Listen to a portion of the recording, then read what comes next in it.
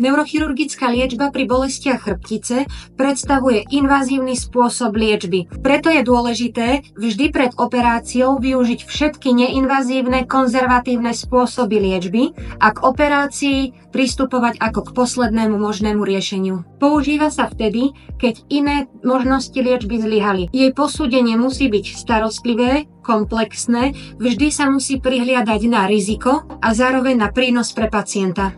Kedy je neurochirurgická liečba nevyhnutná? Je to vtedy, keď iné konzervatívne metódy zlyhali a pacienta naďalej trápia intenzívne bolesti, ktoré ho limitujú v jeho každodenných aktivitách. Ďalej, ak dochádza alebo hrozí závažná kompresia miechy, či už je to pri nádore, pri vysunutí medzistavcovej platničky alebo stenóze spinálneho kanála, ak sa u pacienta objaví neurologický deficit v podobe zníženej citlivosti v končatinách, pocitu trpnutia, brnenia, mravenčenia, veľmi závažný varovný príznak je, ak dôjde ku inkontinencii, čiže samovoľnému úniku moču. V takom prípade treba ihneď kontaktovať neurochirurgické pracovisko. Okrem toho, neurochirurgická liečba je nevyhnutná pri nestabilitách, ako sú napríklad zlomeniny, či už stavcov, alebo aj v dôsledku závažných degeneratívnych zmien na chrbtici a v niektorých prípadoch je to pri nádoroch chrbtici. Nie je to síce časté, ale môže sa to vyskytnúť, pričom benigné nádory môžu tlačiť buď na miechu samotnú alebo miechové korene a odstránenie daného tumoru alebo daného ložiska uvoľní tlak a pacientovi sa zmiernia ťažkosti.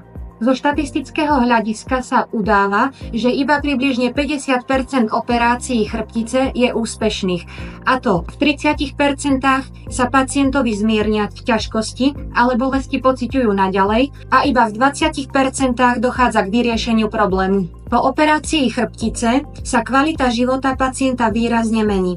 Z hľadiska bolesti sa mení intenzita aj charakter bolesti, v niektorých prípadoch ťažkosti pretrvávajú a sú aspoň v počiatočných štádiách po operácii podávané analgetika. Čo sa týka obmedzenej pohyblivosti, tam je dôležitá rekonvalescencia, ktorá v niektorých prípadoch môže byť aj dlhodobá a následná rehabilitačná liečba. Ako pri každej operácii, tak aj pri neurochirurgických zákrokoch vždy musíme počítať s množstvom komplikácií. Medzi najčastejšie patria infekcie, ďalej to môže byť krvácanie, či už počas operácie alebo aj po operácii a taktiež sa môže vyskytnúť poškodenie nervov alebo problémy s hojením jazvy. Pacient po neurochirurgickej operácii musí počítať so zmenou životného štýlu, aby sa predišlo opätovnému návratu príznakov. Medzi najzákladnejšie zmeny životného štýlu patrí pravidelné cvičenie, fyzioterapia a rehabilitácia, niekedy aj dlhodobá, a tiež ergonómia, či už na pracovisku alebo doma. Keďže pri neurochirurgických operáciách sa vždy jedná o závažný invazívny zákrok, je potrebné operáciu vždy dôkladne zvážiť. Tam berieme do úvahy riziko pre pacienta, ale aj prípadný benefit. Vždy je dôležité vyčerpať všetku konzervatívnu liečbu a až potom ako poslednú možnosť voliť operačné riešenie.